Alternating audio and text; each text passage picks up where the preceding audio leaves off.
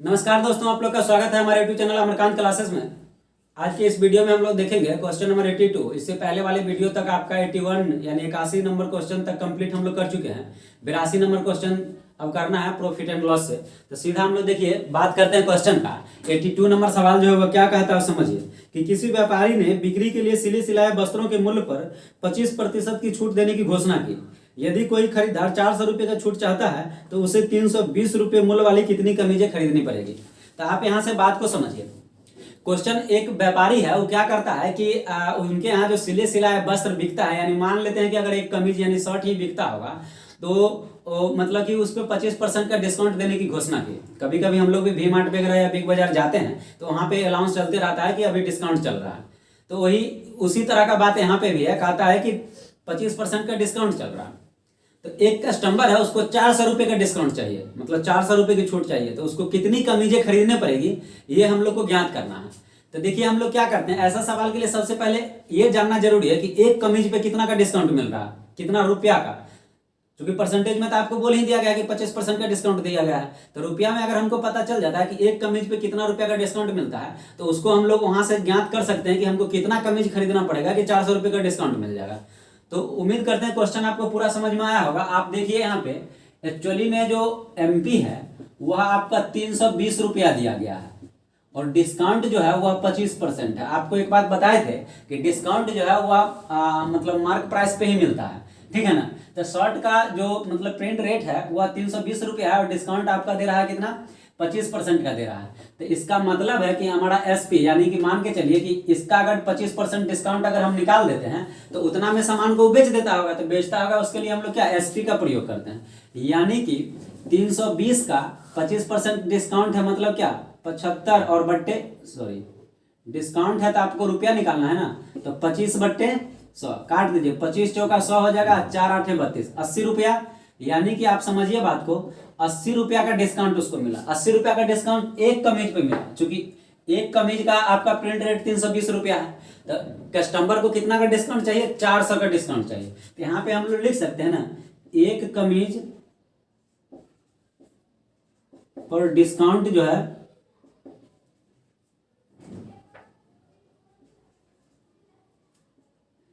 80 रुपया का है, 80 रुपया का है।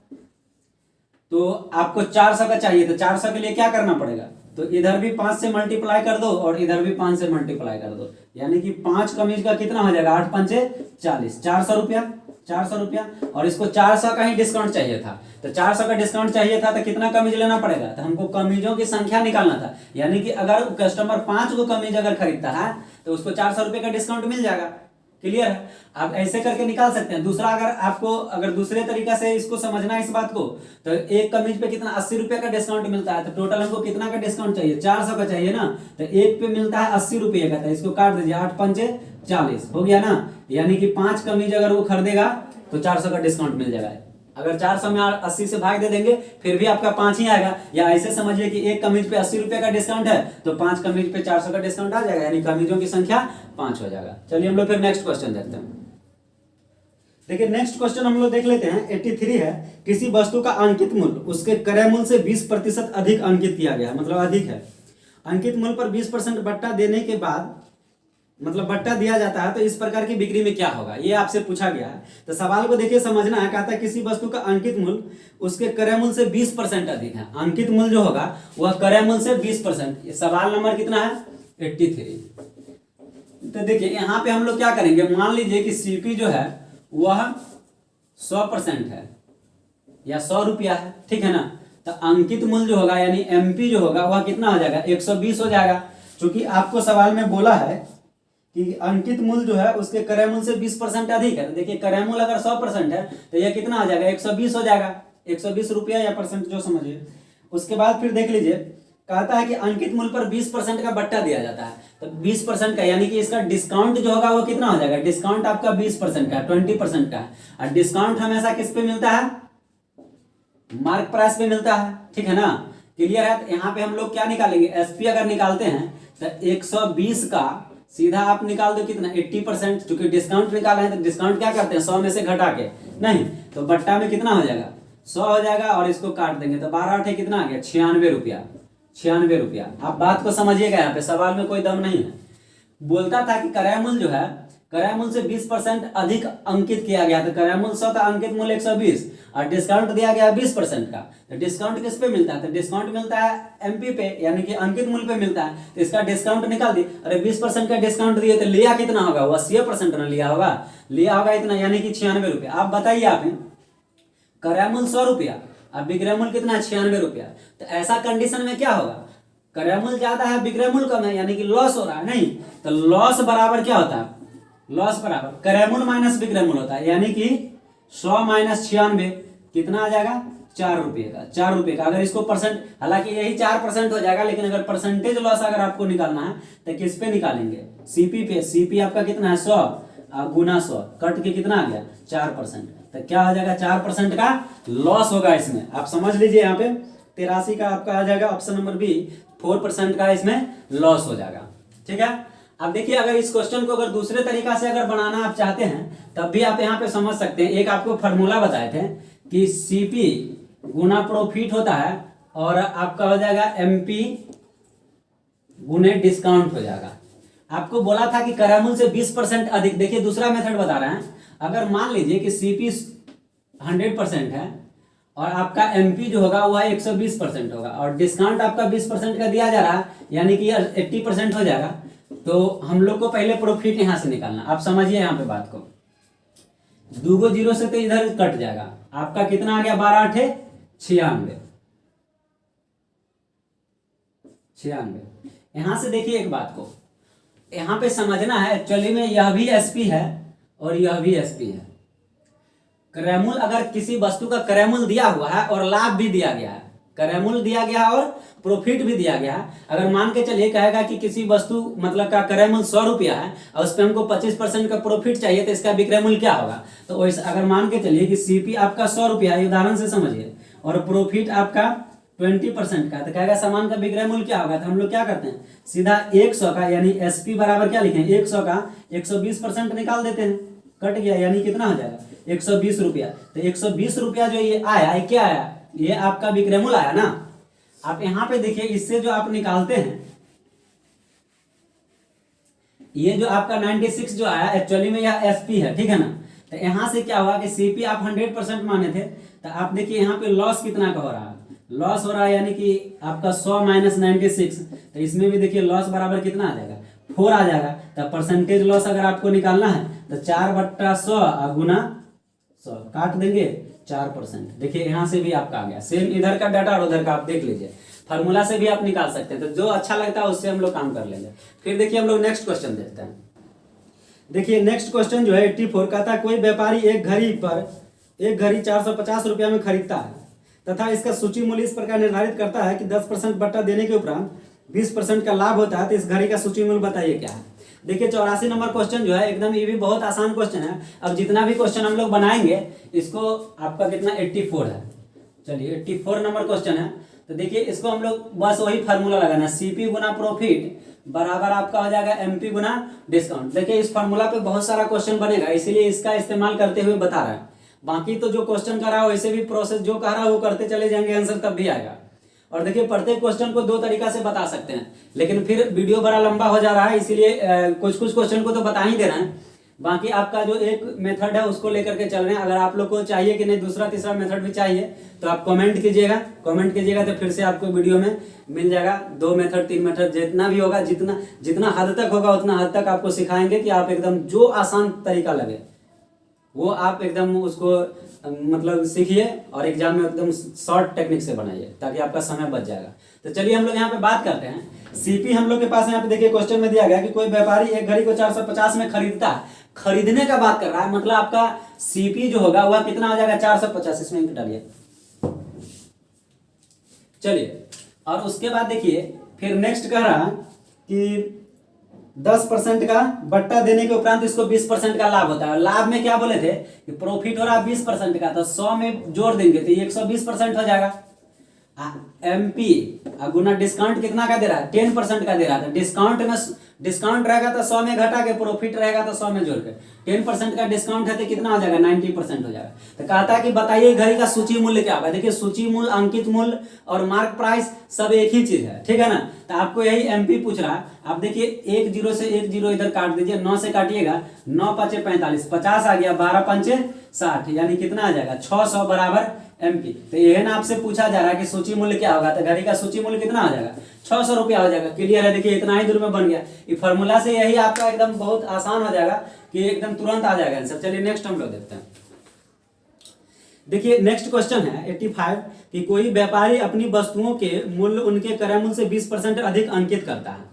देखिए सेम क्वेश्चन आ गया कि कोई व्यापारी अपनी वस्तुओं के मूल्य उनके क्रय मूल्य से 20% अधिक अंकित करता है। देखिए सेम फार्मूला लगाएंगे, सीपी गुना प्रॉफिट बराबर एमपी गुना डिस्काउंट। आप ऐसे भी याद रख सकते हैं कि हम लोग प्रॉफिट कभी भी सीपी पे ही निकालते हैं, तो सीपी गुना प्रॉफिट हो जाएगा। और डिस्काउंट कभी भी मिलता है तो वह मार्क प्राइस पे ही मिलता है। डिस्काउंट एकदम हमेशा याद रखिए, नाम की तरह याद रखिए। जैसे आपसे कोई अपना नाम पूछता होगा, तुरंत आप बेहिचक बताते होंगे कि आपका क्या नाम है।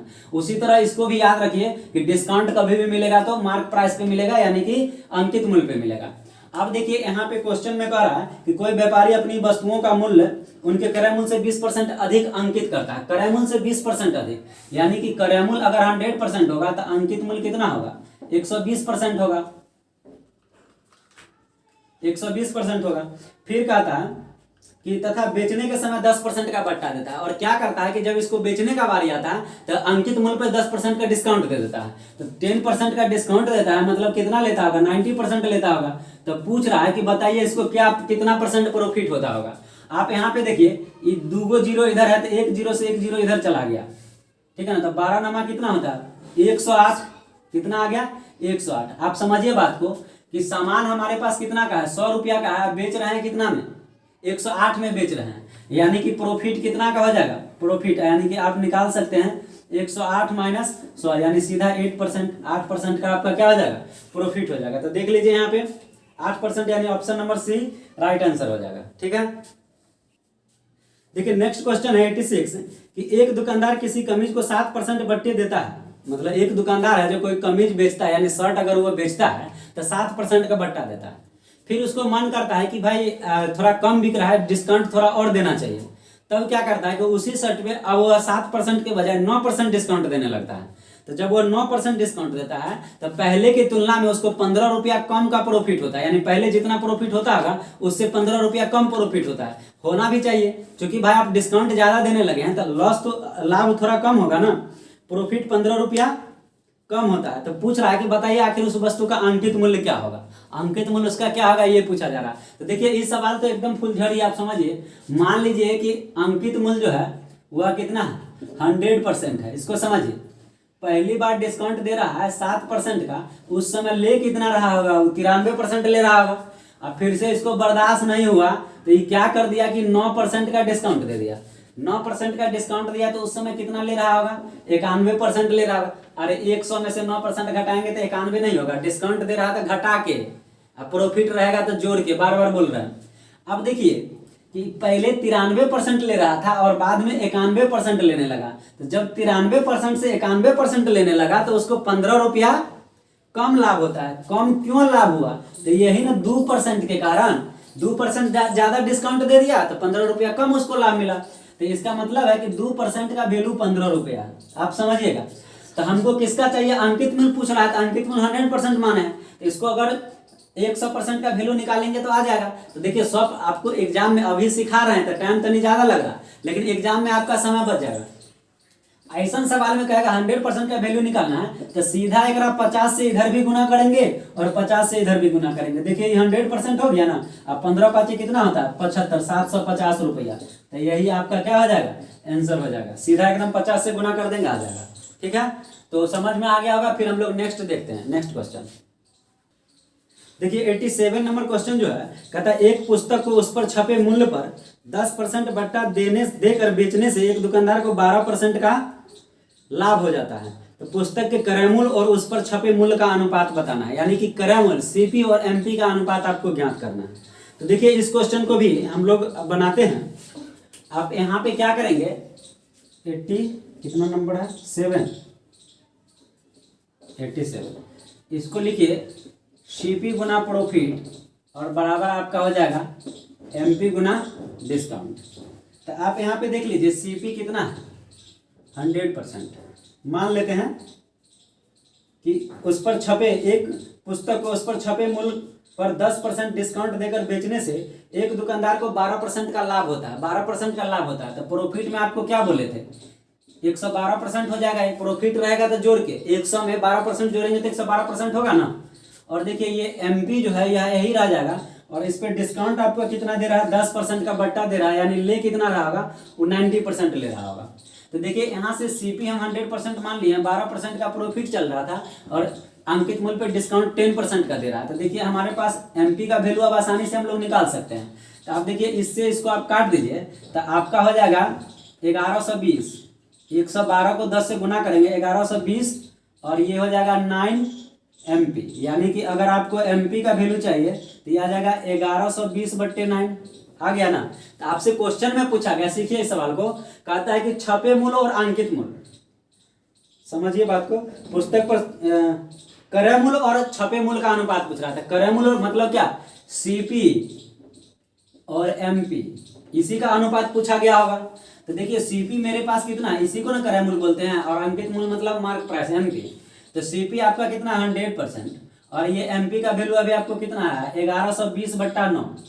देखिए इसको सीधा यहाँ से मल्टीप्लाई करेंगे तो ये आपका आ जाएगा 900 अनुपात में ये आ जाएगा 1120। अब देखिए इसको 9 से मल्टीप्लाई करेंगे तो 900 हो जाएगा तो यहाँ से 9 हट जाएगा। कैसे हटा हुआ आपको बता रहे हैं फिर से, 1 0 से 1 0 कट जाएगा। आप देखिए 90 बचा 112 बचा, इसको 2 से काटेंगे तो ये आ जाएगा 45 और ये हो जाएगा 56 दूना 112 होता है। यानी कि इसका अनुपात जो होगा 45:56 होगा। आप ध्यान से समझिए बात को, 45:56 हो गया। इसका मतलब हो गया हम लोग से क्रय मूल्य और अंकित मूल्य का अनुपात पूछा था तो निकाल दिए। अब बात आता है कि आप देखिए यहाँ पे इसके बट्टा में कुछ नहीं है तो मान लीजिए 1 है। अनुपात में जब रेशियो पर क्वेश्चन पढ़ाएंगे तो वहां पे इस तरह का अनुपात को कैसे डिनोमिनेटर को खत्म करना है वहां बताएंगे। अभी फिलहाल यहाँ पे भी सीख लीजिए कि अगर मान के चले डिनोमिनेटर को हमको खत्म करना तो कैसे करेंगे। तो जो डिनोमिनेटर में लेता रहता है उसका हम लोग एलसीएम लेते हैं। तो 1 और 9 का एलसीएम जो आपका होगा वह कितना हो जाएगा 9 ही होगा। 1 और 9 का एलसीएम 9 होगा ना जी। और 9 को हम लोग मतलब जो एलसीएम आता है उस पे क्या करते हैं इसमें भी गुना करेंगे और उसी एलसीएम से इसमें भी गुना करेंगे। ठीक है ना। देखिए ये 9 से 9 कट गया, यहाँ पे 9 से 9 कट गया तो 100 को 9 से गुना करेंगे तो 900 हो जाएगा, ये 1120 बचेगा। तो ये आपको जब अगर आप जानते हैं तो ये काम करना नहीं, सीधा इसको 9 से गुना कर देंगे 900 हो जाएगा। ठीक है ना। ये आपको समझाने के लिए बात लिखे थे। क्लियर हो गया, यहाँ से निकल गया। दूसरा मेथड से अगर इसको एक और टेक्निक से अगर आप बनाना चाहते हैं इस सवाल को तो यहाँ पे देखिए क्वेश्चन में क्या कहा गया कि आपका 12% का प्रॉफिट होता है नहीं, तो सीपी का आप देखिए यहाँ पे हम लोग इसको लिख सकते हैं, सीपी का सीधा 112% लिखेंगे। अब बराबर आपका हो जाएगा एमपी का 90%। अब देखिए क्यों हुआ, सवाल में आपको बोला गया है ये बात कि छपे मूल्य पर 10% का बट्टा दिया जा रहा था। छपे मूल्य मतलब क्या अंकित मूल्य, और उसी को एमपी बोलते हैं ना। तो एमपी का 10% बट्टा दिया जा रहा है, यानी कितना लिया जा रहा होगा उससे 90% लिया जा रहा होगा। अब फिर कहता है कि दुकानदार को तब भी 12% का लाभ होता है। 12% लाभ किस पे होता है, लाभ हमेशा किस पे होगा तो सीपी पे होगा नहीं। तो सीपी का 112% निकालेंगे और एमपी का 90% हो जाएगा। ठीक है ना। तब आप यहाँ पे देख लीजिए कहता है कि क्रय मूल्य और अंकित मूल्य का अनुपात चाहिए। आप तो देखिए दोनों जब बराबर में है, ठीक है ना, तो इसको हम लोग क्या करेंगे, ये वही हो गया, ये एसपी बराबर एसपी हो गया। ठीक है ना। आप क्या करेंगे, इसको काट दीजिए, दूसरी 56 बार में कट जाएगा, ये कितना आ जाएगा 45 हो जाएगा। आप बात को समझिए, ये 56 सीपी बराबर कितना हो जाएगा 45 एमपी। और ऐसा सवाल आपको बताए हैं कि जब ये बराबर में हो और हमको अनुपात निकालना है तो अनुपात में क्या करते हैं कि वैल्यू चेंज होता है, कई बार बोल चुके हैं। तो आपका देखिए यहाँ पे सीपी जो होगा यह कितना 56 सीपी है ना, तो सीपी जो होगा वह कितना हो जाएगा 45 हो जाएगा। और एमपी जो है वह कितना हो जाएगा 45 एमपी है, तो इसका वैल्यू इस पे आएगा नहीं, तो 56 हो जाएगा, यानी कि 56 हो जाएगा। अब देखिए ये दोनों का अनुपात पूछ रहा था, सीपी अनुपात एमपी, तो इसका वैल्यू आपका कितना आ जाएगा 45 अनुपात 56। तो ये आपका आंसर हो जाएगा। तो आप ऐसे बनाइए या फिर ऐसे बनाइए, जो भी आपको अच्छा लगता है उसका। इसमें तो सीधा कुछ किया ही नहीं, जो बोला उसको कर दे, सीधा आंसर आ गया। ठीक है। तो आपको जो अच्छा लगता है वो काम कीजिए। फिर हम लोग चलिए नेक्स्ट क्वेश्चन देख लेते हैं। देखिए नेक्स्ट क्वेश्चन जो है यह आप देख लीजिए 88। हाँ 88। किसी निर्माता ने एक वस्तु का अंकित मूल्य 50 रुपया निर्धारित किया और 20% बट्टा देकर बेच दिया। यदि उसे 25% का लाभ हुआ तो वस्तु का क्रय मूल्य बताइए क्या हुआ। क्रय मूल्य यानी कि सीपी हम लोग को ज्ञात करना। 88 नंबर सवाल देख लीजिए 88। देखिए इसको भी दो तरीका से एकदम आसानी से इसको भी बना सकते हैं, लेकिन समय थोड़ा ज्यादा लग जाएगा। आप लोग का वीडियो 35-40 मिनट से ज्यादा हो जाएगा, फिर लगेगा कि 40-40 मिनट का वीडियो। लेकिन आप देखिए कि मैक्सिमम क्वेश्चन दो मेथड से रहता है। तो चलिए पहला मेथड हम लोग पहले देख लेते हैं। सीपी गुना प्रोफिट बराबर एमपी गुना डिस्काउंट। समझिएगा बात को। अब हमको तो सीपी अभी ज्ञात करना है क्वेश्चन के हिसाब से। बोला है कि 50 रुपया अंकित मूल्य निर्धारित किया गया, तो ये 50 हो जाएगा। डिस्काउंट कितना का दे रहा है, तो डिस्काउंट आपको इस पे दे रहा है 20% का, तो लेता कितना होगा 80% लेता होगा। और फिर समझ लीजिए कि कहता है कि यदि उसको 25% का तब भी लाभ हुआ, तो लाभ के लिए आपको क्या बोले थे कि 100 में जोड़ के तो 125% हो जाएगा ना, तो सीपी नहीं निकल जाएगा। आपको सवाल में यही ना कह रहा था कि मतलब कि अंकित मूल्य 50 रुपया निर्धारित किया गया है और उसके बाद 20% का डिस्काउंट दिया गया है, तब भी जो है दुकानदार को 25% का प्रॉफिट हो जा रहा है, तो ये 25% का प्रॉफिट हो जा रहा है। तो बताइए उस वस्तु का क्रय मूल्य क्या था। तो देखिए डिस्काउंट 20% का दिया तो 80% हो जाएगा। एमपी आपका अंकित किया गया 50 रुपया, तो 50 हो गया। 25% का प्रॉफिट है तो सीधा 125%। काट देंगे 25 गुना 50 और 25 पंचे 125। 5 से काटेंगे तो ये हो जाएगा 16 पंचे 80। तो आपका सीपी जो होगा कितना हो जाएगा 32। ये है ना 32 रुपया आंसर हो जाएगा जी, यही तो पूछा गया है। सीपी सीपी आपका कितना आ गया 32 आ गया। तो चलिए फिर हम लोग नेक्स्ट देखते हैं। देखिए इसका एक और मेथड, दूसरा मेथड भी हम लोग समझ लेते हैं कि देखिए अभी क्वेश्चन में आपका एमपी दे दिया गया। सेकेंड मेथड है, आप समझिए बात को। एमपी आपका जो दिया गया है वह 50 रुपया है और डिस्काउंट जो है वह 20% का है और प्रॉफिट जो है वह 25% है। आप समझिए बात को। तो हम लोग से क्या पूछा गया, सीपी निकालना। तो देखिए हमेशा एसपी मतलब कि डिस्काउंट जो मिलता है वह किस पे मिलता है, एमपी पे मिलता है, यानी मार्क प्राइस पे मिलता है। यानी कि 50 रुपया का सामान होगा, आप 20 रुपया मतलब 20% डिस्काउंट मिलता है तो उसको कितना में बेचा जाता होगा। यानी कि एसपी जो होगा वह कितना होगा 50 का हम लोग सीधा 80% निकाल सकते हैं। 80/100 20% डिस्काउंट मिला तो 80% में लिया जाता होगा। अब देखिए 1 0 से 1 0 आपका इधर कैंसिल और ये 8 पंचे कितना हो गया 40 रुपया आ गया। यानी कि आपका एसपी क्या आ गया, एसपी आ गया 40। ठीक है। अब देखिए इतना में वो बेच दिया, इतना में बेचा तब भी उसको 25% का प्रॉफिट हो गया। सवाल को सीखिए और समझिए।